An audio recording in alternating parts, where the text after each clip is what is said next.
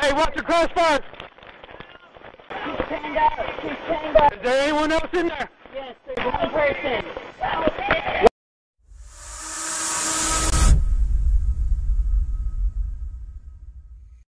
Kikou, bienvenue à tous, ici Gia. J'espère que ça va pour vous.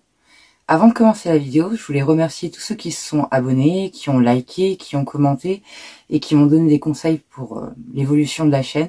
Franchement, ça fait super plaisir et ça motive à faire encore plus de vidéos.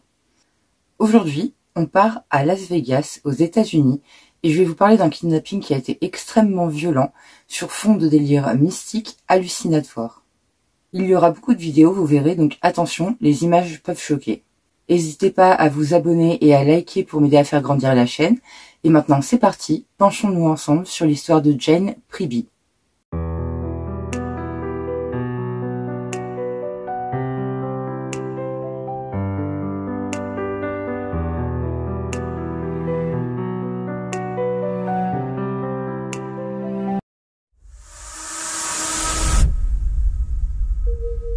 On est au mois de novembre 2016 au Nouveau-Mexique. Un couple très croyant dont on ignore totalement la rencontre se met en tête que l'un d'entre eux est un messager de Dieu. Ce couple est composé de Jack William Morgan, qui a 31 ans à ce moment-là, et de Samuel Brown, qui a 18 ans. Jack est un grand blond d'1,80 m, assez carré. Il est né le 24 mai 1985 à Arlington, au Texas. Samuel, quant à lui, est né en Alabama, dans la ville de Phoenix, en 1998. Samuel a récemment décidé d'entamer un changement de genre et a donc laissé pousser ses cheveux bruns pour commencer. Il préfère dorénavant qu'on l'appelle Sophie, c'est donc comme ça qu'on va l'appeler. Jack est dans un délire mystique car il a des hallucinations et dit parler à Dieu. Il est charismatique et manipulateur et c'est malheureusement un combo qui va les mener très loin dans la connerie. Sophie, quant à elle, est beaucoup plus douce et plus effacée. Elle est manipulable et malheureusement, en rencontrant Jack, ça pouvait que mal se terminer. Jack va donc arriver à convaincre Sophie de kidnapper une autre femme qui s'appelle Jane et qui est en fait son ex-petite amie. Il va lui dire que c'est la volonté de Dieu et qu'elles seront toutes les deux ses épouses, car c'est ce que Dieu veut. Pour commencer, il va leur falloir une grotte pour pouvoir garder Jane en sécurité et sans qu'on la retrouve. Du coup, Jack va aller creuser une grotte à 800 mètres d'une sortie d'autoroute. Et une fois qu'on a posé la voiture à ces 800 mètres de la sortie d'autoroute, il y a encore 1 kilomètre à marcher dans la cambrousse totale pour arriver à l'endroit où il a creusé la grotte. Autrement dit, c'est vraiment introuvable. C'est un lieu très peu fréquenté, c'est parfait pour eux, il n'y aura personne pour les retrouver. Jack va creuser la grotte à la hachette, donc à la main avec une petite hache. Il va s'attaquer à la paroi en fait de l'endroit où il y a la grotte. Ce sera comme une espèce de monticule de terre un peu, et il va creuser la grotte là-dedans à la hachette et il va faire 3 pièces. Les deux vont stalker Jane sur ses réseaux sociaux en créant plusieurs faux comptes pour choper le max d'informations sur elle. Finalement, n'arrivant pas à trouver son adresse grâce aux réseaux sociaux, Jack la contactera et lui proposera un café en souvenir du bon vieux temps, en tout bien, tout honneur bien entendu. Au moment où il propose de boire ce café à Jane, on est en 2017. Ça fait plus d'1 an qu'il prépare son plan, il est prêt maintenant. Leur but ? Jack a prévu d'enchaîner Jane, reliée à une ancre dans la grotte, et de lui laver le cerveau jusqu'à ce qu'elle accepte de devenir sa femme. Et bien sûr, il a prévu d'y passer autant de temps que nécessaire, car comme je vous l'ai dit, la grotte est complètement isolée, donc il est sûr d'être tranquille et d'avoir tout le temps qu'il lui faut pour laver le cerveau à Jane. Jane, leur cible, va-t-elle accepter ? Oui, bien sûr, parce que cet homme, elle le connaît, c'est son ex-petite amie de l'époque de l'université. Jane Priby est née le 19 novembre 1988. Après l'université, elle s'installera dans un appart à Las Vegas, au Nevada, dans un complexe plutôt sympa. Cette belle brune est célibataire et a 28 ans. Elle vit à Flamingo Road, au complexe numéro 4200, sur la rue South Decatur. Elle est plutôt discrète, polie, mais ne parle pas trop avec ses voisins. Mais elle serait ravie de parler avec Jack de l'époque de l'université, alors elle accepte la proposition. Le plan de Jack fonctionne. Donc, le 23 janvier, Jack va du Nouveau-Mexique au Nevada et rejoint Jane à Las Vegas. Ils boivent un café et Jane rentre chez elle sans encombre. Ce qu'elle ne sait pas, c'est que Jack va la suivre après avoir bu le café avec elle pour avoir son adresse. Après ça, il rentre au Nouveau-Mexique pour retrouver Sophie afin de peaufiner leur plan. Il vient de se faire 1200 km en une seule journée juste pour aller récupérer l'adresse d'une fille. Ça prouve à quel point il est vraiment déterminé à aller jusqu'au bout de son plan.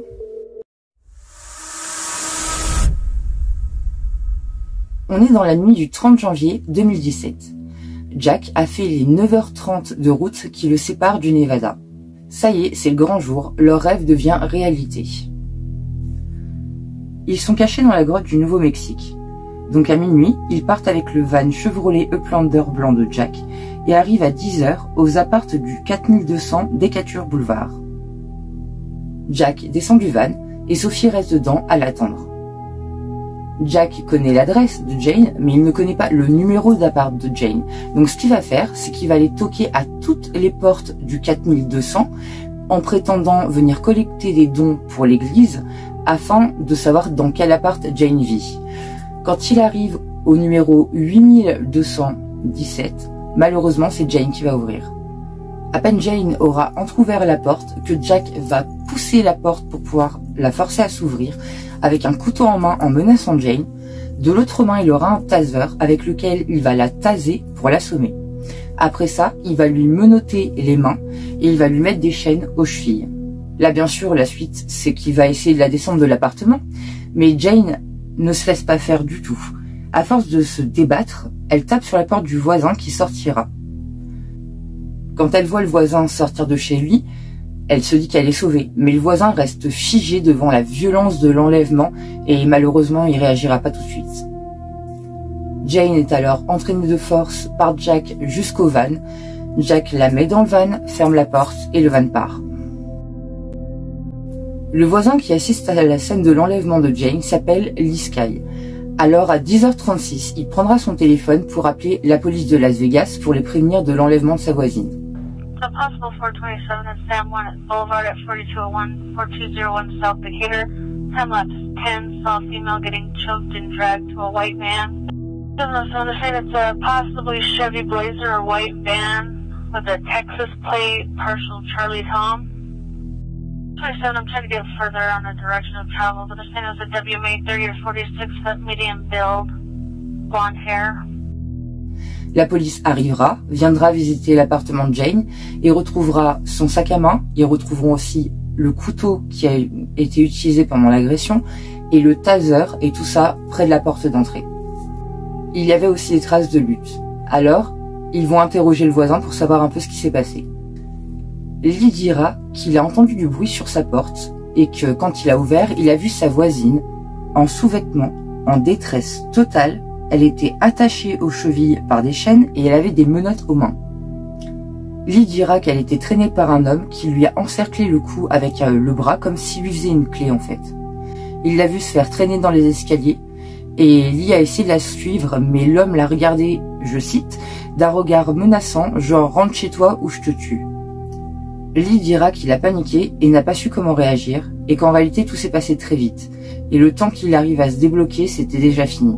Lee dira aussi qu'il vit depuis longtemps à côté de Jane, mais il ne la connaît pas très bien. Ça pourrait être un ex à Jane selon lui. Il a dit qu'il était blond, qu'il faisait 1m80, qu'il avait un van des USA blanc, avec une plaque du Texas, avec les lettres CT à l'intérieur. Lee dira que le kidnapping a été très violent. Il dira « Elle m'a regardé comme si elle tentait de crier à l'aide, mais il l'a étranglée si fort qu'elle n'a pas pu crier. » La police trouve donc le nom de la victime assez facilement vu qu'ils sont déjà sur son lieu d'habitation et cette femme s'appelle Jane Priby. La police de Las Vegas contactera alors son père pour avoir plus d'infos. Quand le père entendra la description du kidnappeur de sa fille, il parlera immédiatement d'un certain Jack Morgan qui a maintenant 32 ans. Son père expliquera que Jane et Jack ont été ensemble à l'université, mais que Jane avait quitté ce dernier car il était violent avec elle. Elle avait depuis coupé les ponts pour se protéger. Ils sont sortis ensemble il y a 7 ans, quand Jane avait 21 ans et Jack 24. Mais depuis, elle a vraiment pris ses distances. Sur l'avis de recherche, il précise que Jane Priby est brune aux yeux marrons, a 28 ans et mesure 1m70 pour 60 kg. Il précise aussi que Jack fait 1m80, qu'il est blond, qu'il a une voiture blanche des USA avec une plaque du Texas.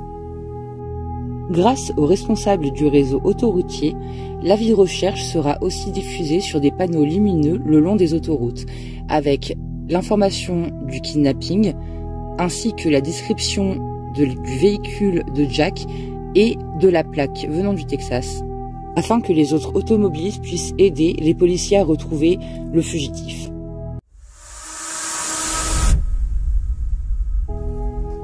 Vers 23 h, les enquêteurs de Las Vegas ont une piste. Le téléphone de Jane a pingé à 650 km de là, près de Santa Fe, au Nouveau-Mexique. Alors les policiers de Las Vegas vont prévenir leurs collègues du Nouveau-Mexique du kidnapping de Jane et leur envoyer l'avis de recherche afin qu'ils aient la photo de la victime et du potentiel kidnappeur. La police du Nouveau-Mexique était dans la ville de La Puebla en train de chercher Jack. Quand ils repèrent un véhicule sur l'autoroute 84, 25 minutes après l'appel, ils le font s'arrêter sans aucun problème. Le conducteur coopère totalement.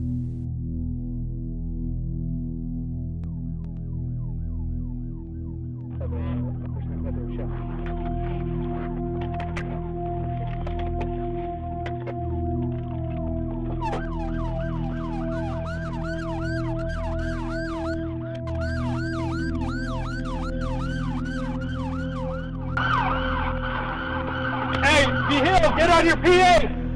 Hill, get on your PA! Call him up! Hill, get on! Passenger!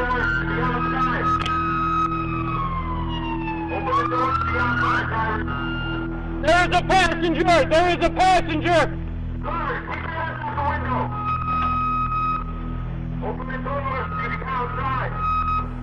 Le conducteur sort de la voiture, est arrêté.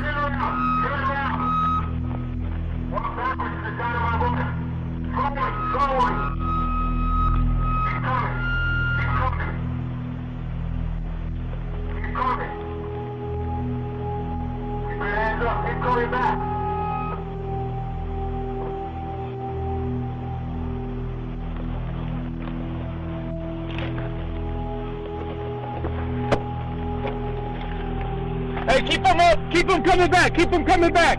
There's a passenger! There's a passenger, 48! Go ahead, go ahead.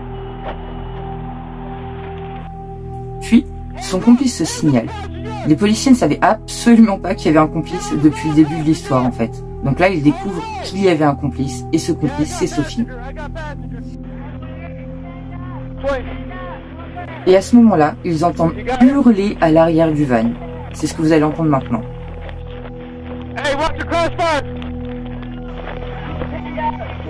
Is there anyone else in there? Yes, there's one person. Watch it, there's movement.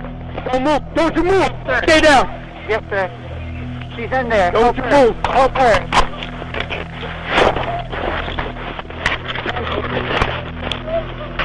Just make sure, yeah, go ahead, clear the rest of the car.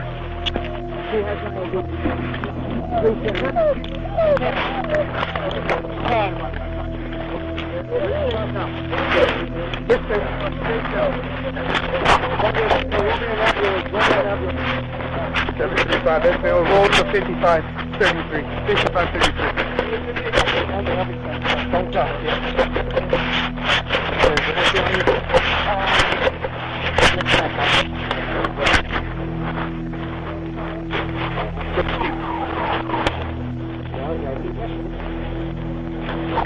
anything you got. So,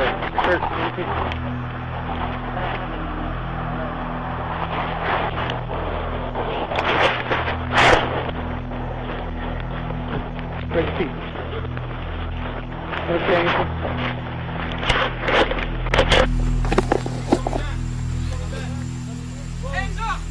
Hands.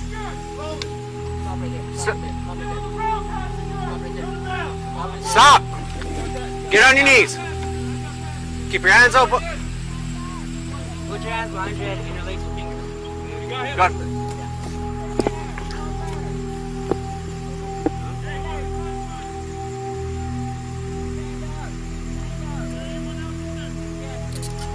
Il est minuit 30 et le calvaire de Jane vient de prendre fin. Elle est hystérique, elle tremble. Les policiers vont essayer de la calmer pour commencer. Et ensuite, ils vont aller demander à Jack la clé pour qu'il puisse la détacher.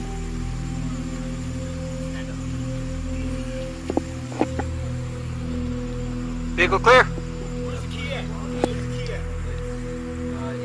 Quand les policiers s'approchent de Jane pour essayer de la détacher, ils hallucinent. Elle est totalement ligotée avec une chaîne. La chaîne est passée autour de son cou. À partir de cette chaîne-là, il y a une autre chaîne qui pend, qui est reliée à une paire de menottes. Donc les menottes sont attachées à la chaîne. La chaîne est ensuite reliée dans le dos, autour des chevilles. Et elle est attachée elle-même au passage d'une roue pour empêcher que Jane s'en aille. Elle était vraiment ligotée de partout. Elle ne pouvait plus bouger. Elle a des coupures et des égratignures de partout. Aux mains, aux bras, aux jambes, au visage et sur le cou.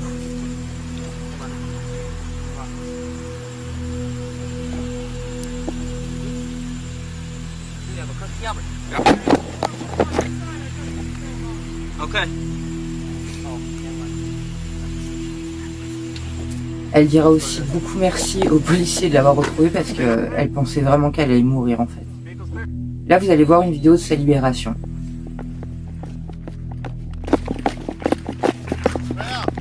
Put a camera on this thing. Got a camera. You need a... Oh my god, thank you. Okay. Got it? Rolling? I got rolling. Okay. Okay, we're gonna get you out of here, okay? We're gonna get you out of here. Do you need me to say anything about what happened or anything? Don't worry about it. Don't worry about it. Just hold on for now, okay? Just hold on, okay? Get some pictures and we're gonna get you out, okay? Sarge, I'm gonna take some pictures. We have the evidence. She's tight chained down by the neck. Okay, go ahead. Okay? Yeah, make sure we get photographs of it. Yeah, that's what I want to do. I don't want to... And she understands what I'm going to do. Okay. So she's cool with it. Okay, no, let's Okay, let's back him up. Let's go inside. Go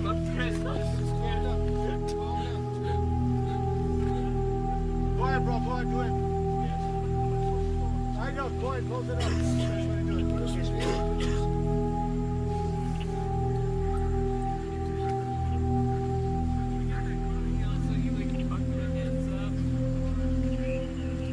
Make sure I'm still safe. Don't think I took it off, but I always double check. I didn't know if it takes you guys for that.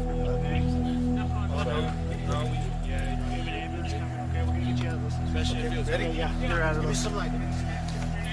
Yes, sir. Right there. We're getting you out of here, okay?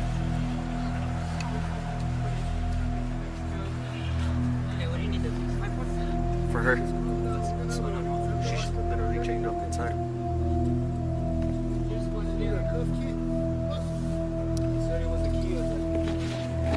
I got a cup key if you need one. Got enough light there? Get some photographs of this stuff before you get I got photographs of Dude, I don't know. There's another one other somewhere. Okay, got it. Take pictures of all this before we get the fucking beard. I got pictures of her and I got pictures of the chains. Come on. Okay, go ahead. Come this way. Come, hold that. Hold on. Here.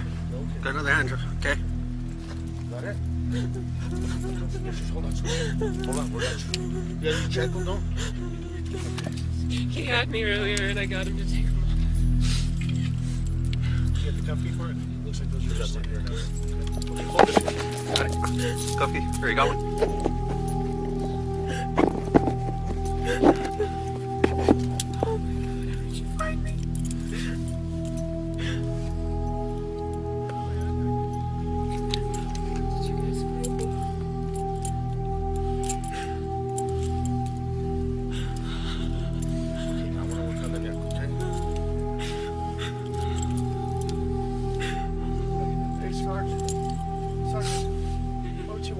To the front of the unit, we take all that stuff off for the camera. Rolling. Oh, okay, you got one. You got one. choked me out Sarge. like 6 times. We don't have. I don't got a key for this one, guys. Sarge, I don't got a key for the neck one. Here it is. Here it is. Okay, hold on. Give me time.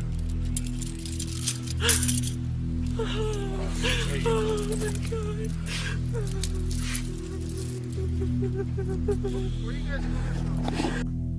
Ensuite, la police du Nouveau-Mexique la questionnera en attendant que l'ambulance arrive. L'ambulance qui devait l'emmener à l'hôpital. Jane expliquera que quelqu'un a tapé chez elle, qu'elle a entrouvert la porte, que cette personne a forcé la porte, l'a menacée d'un couteau, l'a ensuite frappée et tasée pour qu'elle s'endorme. Elle s'est rendue compte que c'était Jack à ce moment-là, et par la suite Jack a voulu l'attacher et la menotter alors qu'elle était encore en sous-vêtements. Après ça, il a pris des vêtements qui traînaient dans la pièce pour pouvoir l'habiller plus tard, en fait, concrètement. Et il voulait l'emmener, mais Jane s'est débattue comme une lionne. Elle voulait pas se laisser emmener, elle avait vraiment peur. Et Jack l'a étranglée pour la faire s'évanouir, pour pouvoir l'emmener dans le van. Ensuite, là, elle a expliqué qu'il voulait l'attacher comme elle a été trouvée là, donc avec les chaînes enroulées de partout. Mais encore une fois, elle s'est tellement battue qu'il a dû l'étrangler encore une fois jusqu'à ce qu'elle tombe dans les pommes. Et qu'ensuite, il a pris un rouleau de scotch et qu'il lui a attaché ce rouleau de scotch complètement autour de la tête et des cheveux. Il lui a vidé le rouleau de scotch sur la tête et qu'il a même failli l'étouffer. À ce moment-là, elle avait vraiment peur, elle savait pas ce qu'il lui voulait. Mais elle a quand même réussi à se calmer et au bout d'un moment, sur l'autoroute, une fois qu'elle a été plus tranquille, il lui a enlevé le scotch et il lui a donné les vêtements qu'il avait récupérés à l'appartement avant de l'embarquer. Et Jane, elle pensait qu'encore une fois, elle allait mourir, donc elle s'est redébattue et elle va expliquer à la police du Nouveau-Mexique que Jack, donc pendant les 12 heures de trajet où elle était en captivité, il l'a étranglée 6 fois en tout, jusqu'à la faire tomber dans les pommes les 6 fois, parce que justement, elle se débattait. I was in Las Vegas. He broke into my Las Vegas apartment and stole me from my home. Las Vegas, Mexico? Nevada. Nevada? He fucking hauled ass. Do you know that guy? Yeah, His he's my ex-boyfriend. ex-boyfriend. How did you know? They called us and told us. Who did? I was up at the office trying to run him, see if we had anything on him. Oh my god. Is this your guys' yours? Dr. Sargent, see what he says. Sarge. Sarge. Were you able to get a hold of somebody to tell him where you were at, or? He dragged me out of the place and I fought so fucking hard because I was like, this is how you die. And I think a neighbor saw me getting dragged out. He choked me out like 6 times because I kept fighting so hard. Okay, did you lose consciousness when he was choking you? Yes, like 6. He choked me out 6 times. Okay. You guys want to pull one of your units up here and put her in it? That's what I was just gonna see if that's alright with you guys. I don't know whose it is, so. I wear glasses and they're fucking wrecked on the floor of my apartment. Yeah, I'm gonna pull my unit up. I'm gonna put her in the back so she can stay right out in the front. We have an ambulance on the way to check you out, okay? Affirmative, sir. They are en route. We have the female. Let him know that she's safe. We got her. You guys need my information? Yeah, I do. Do you know your social? Yep. Oh, but you're from Nevada? Las Vegas. Las Vegas, Nevada? Nevada, yeah. Let me qualify this here. When clear on that name and date. Nevada. Go ahead. What's your first name? Jane. First name Jane. Last name? Pre-B. Après que Jane ait expliqué tout ce qui s'était passé avec Jack et Sophie pendant sa captivité, il y a l'ambulance qui est arrivée, donc les policiers vont la mettre dans une voiture et la conduire en ambulance, loin du fou qui l'a enlevée et avec lequel elle a vraiment cru perdre la vie. Et Jane rentrera dans l'ambulance, elle est enfin sauvée.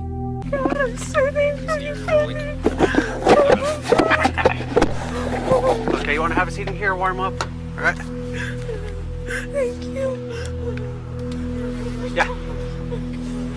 All right, I got the heater cranked up too, so let me know if you need anything, okay? Oh my god. Go ahead and step up, okay? Not your hand. Let you guys do your thing. She was kidnapped from Las Vegas, Nevada. She was shackled inside of the vehicle. So. Elle va être emmenée à l'hôpital de Espagnola, une petite ville pas très loin de là où les policiers ont réussi à la sauver. Elle sera gardée quelques jours, le temps de soigner ses ecchymoses, ses égratignures, de vérifier qu'elle n'est pas trop la trachée écrasée par tous les étranglements qu'elle a subis et essayer de la remettre un peu sur pied psychologiquement parce qu'elle a vécu quand même un truc de fou, la pauvre, donc elle est pas bien. Et d'ailleurs, à ce moment-là, à l'hôpital, quand on lui parlera un peu du kidnapping pour essayer de la faire aller mieux, Jane va expliquer qu'elle était terrorisée que Jack puisse ressortir. Elle a tellement peur qu'en fait ils reviennent la chercher pour la re-kidnapper et que cette fois on la retrouve pas. Elle est terrorisée. Là où on peut saluer Jane quand même, parce que elle a une force psychologique de fou pour résister à son agresseur, mais ce qu'il faut se dire c'est qu'elle a tellement résisté à son agresseur qu'il a dû sortir entre guillemets la grosse artillerie alors qu'il avait déjà prévu de la taser, il avait prévu de l'enchaîner, il l'a menacé avec un couteau, je veux dire il y allait déjà bien fort dès le début, mais en se battant comme ça, en se laissant pas faire, alors que le gars il était plus grand qu'elle, il faisait 1m80, elle faisait 1m70, elle était beaucoup plus légère que lui, et en plus de ça Jack faisait des arts martiaux, et elle a réussi à le faire suer, il n'y a pas d'autre mot, elle l'a fait galérer quoi, réellement. Jane dira que Sophie, pendant le trajet, d'un peu parler dans la voiture pour essayer de la détendre et lui montrer que tout allait bien se passer, qu'elle était là, qu'il n'y avait pas, qu'elle allait pas mourir en fait concrètement. Et donc pendant la captivité, elle lui a parlé et elle lui a expliqué qu'en fait ça faisait 1 an et 3 mois qu'il la suivait sur ses réseaux sociaux. Jane, elle s'en était absolument pas doutée, donc là déjà elle est tombée des nues, elle a halluciné. Et que donc le kidnapping était prévu depuis 1 an et 3 mois. Et là Jane, vraiment, elle prend peur. En fait, elle se rend compte qu'on l'a suivie pendant 1 an sans qu'elle se rende compte de rien. Quand la nouvelle de la libération de Jane s'est répandue, son voisin, Lee, celui qui avait signalé son enlèvement, fera passer un message à Jane en disant « Je suis content que vous alliez bien car j'ai eu horriblement peur pour vous toute la journée. Je me suis inquiété, j'ai cru que vous n'alliez jamais rentrer. J'espère que vous serez bientôt de retour chez vous. » Tonight, Lee just has this message for his neighbor. Glad that you're okay, because I couldn't sleep all day, and I hope you get back home soon.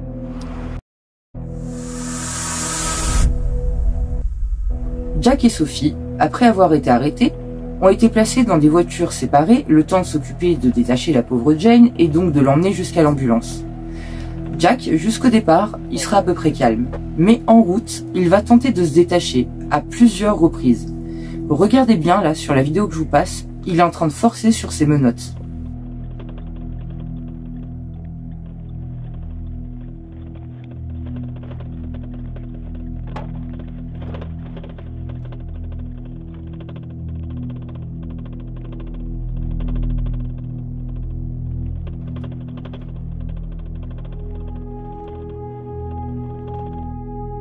Et là, on va commencer le bizarre de la vidéo, parce que Jack va se mettre à marmonner et à chanter. Donc à partir de là, c'est ce que vous allez voir.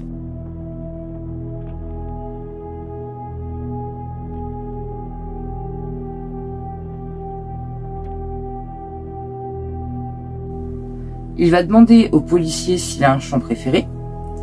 Le policier va lui dire que non. Il va demander si Jack en a un, et Jack va lui dire que oui, et il va se mettre à chanter Amazing Grace. Amazing Grace, qui est un hymne religieux qui parle de salut et de rédemption, ce qui est quand même assez déplacé pour un gars qui vient de kidnapper une fille, je trouve, et qui inclut des phrases du Nouveau Testament. What's that? Not a favorite hymn? No, I don't. Why not? I don't know. I've never been into them. What about you? What about Amazing Grace? You like that one? I'll take it.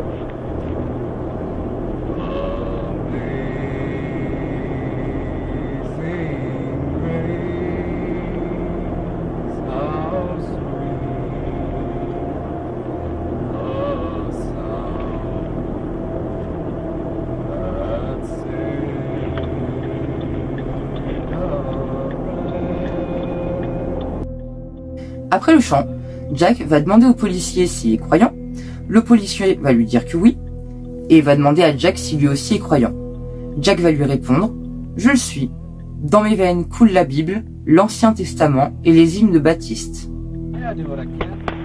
Are you a Christian man? Yeah, I am. You? I am.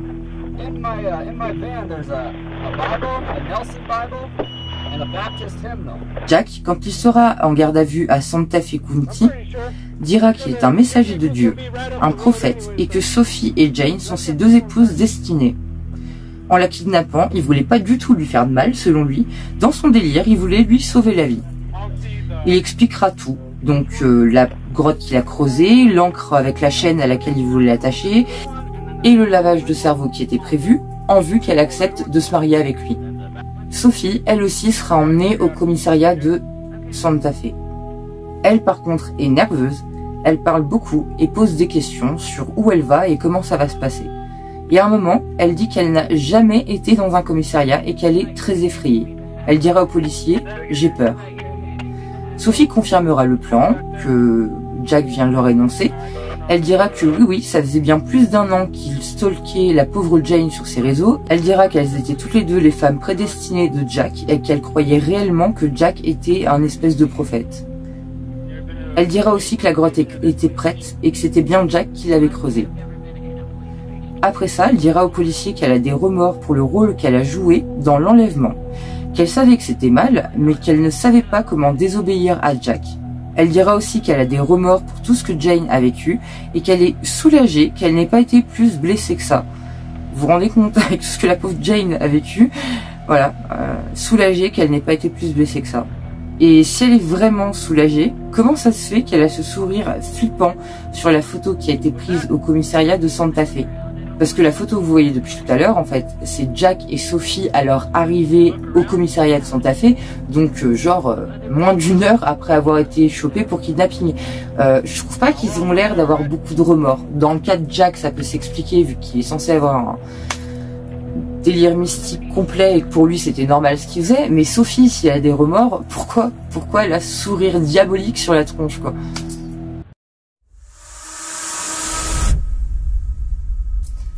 Après leur arrestation, c'est le FBI qui prendra le relais. Parce que du coup, ils ont emmené Jane du Nevada jusqu'au Nouveau-Mexique, ce qui fait qu'ils lui ont fait passer plusieurs États. C'est donc devenu un crime fédéral et donc c'est le FBI qui reprendra l'enquête. Ils seront donc transférés par le FBI tous les deux à Las Vegas, vu que c'est là que Jane a été enlevée. Jack, au tout début, dira qu'il plaide non coupable. Et une fois arrivé à son procès, donc le 20 mars 2017, soit 2 mois après avoir kidnappé Jane, il va finalement plaider coupable. Il est accusé de kidnapping, de conspiration pour un kidnapping et de coups et blessures. Après les preuves apportées grâce aux vidéos de la libération de la pauvre Jane, le jury va mettre 20 minutes pour juger Jack. C'est-à-dire qu'ils ont vu les vidéos, ils sont rentrés dans un bureau, 20 minutes après, ils étaient ressortis et Jack était, condamné à prison à vie dans une prison fédérale.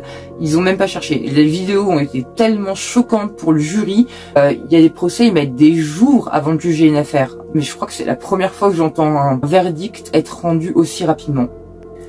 Sophie, quant à elle, ne sera accusée que de conspiration de kidnapping et elle ne prendra que 5 ans et 3 mois de prison. Alors, comment expliquer ça? En fait, c'est que ils se sont rendus compte que Sophie était fragile psychologiquement, qu'elle était manipulable, que Jack lui avait concrètement lavé le cerveau comme il avait prévu de le faire avec Jane, en fait. Donc, ils ont pris tout ça en compte et ils ont bien vu que Sophie, elle au moins, avait eu des remords, appelé des coupables tout de suite. Voilà, donc ils ont pris tout ça en compte et ils lui ont mis que 5 ans et 3 mois de prison. Vu qu'elle aussi a été jugée en 2017, là concrètement elle est déjà sortie de prison. On est en 2022, avec les remises de peine, etc., ça fait peut-être même 1 an qu'elle est sortie de prison. J'ai bien sûr une pensée pour Jane, mais j'espère vraiment qu'elle s'est remise de ce qui s'est passé, si on peut dire qu'on peut se remettre un jour de ce genre de choses. Tout ce que je sais, c'est qu'elle a eu vraiment peur, ça se voit sur les vidéos, ça me met mal à l'aise, la terreur qu'on entend dans sa voix, le « help me », la façon dont elle le dit, elle le hurle, on sent que... ouais, donc j'espère qu'elle s'est remise de toutes ses émotions et qu'elle va bien maintenant. Et ce qu'on peut dire, c'est qu'elle a eu énormément de chance que Jack, en prenant les vêtements chez Jane, ne se soit pas rendu compte qu'il y avait le téléphone de Jane dans les 10 vêtements, Parce que sinon, concrètement, on n'aurait jamais retrouvé Jane. Sans ce téléphone, elle était foutue. Et la deuxième chance qu'elle a eue aussi, c'est que son voisin Lee l'a vu partir et l'a vu se faire kidnapper, donc, parce qu'elle a fait du bruit en tapant sur la porte. Donc, elle a vraiment eu le bon réflexe de se débattre et de, entre guillemets, de taper sur la porte du voisin, parce que grâce à ça, même si Lee n'a pas pu réagir parce qu'il est resté bloqué, entre guillemets, au moins il a pu prévenir la police et donc on a pu entamer des recherches extrêmement rapidement. Et c'est comme ça que se finit la terrifiante histoire du kidnapping de Jane Priby, qui heureusement finit bien puisqu'on la retrouve.